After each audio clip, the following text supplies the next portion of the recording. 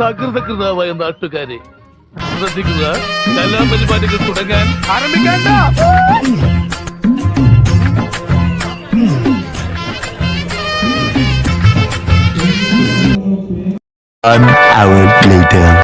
ഇതെന്ത് മറിമായും മൂർഖനെയാണല്ലോ ചവിട്ടിയത്. ഞാൻ ഈശ്വര, ഇവിടെ ആരില്ലല്ലോ ഇതൊന്ന് പറഞ്ഞു ചിരിക്കാനായി.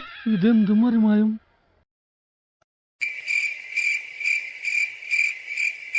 പൊന്മാനിൻ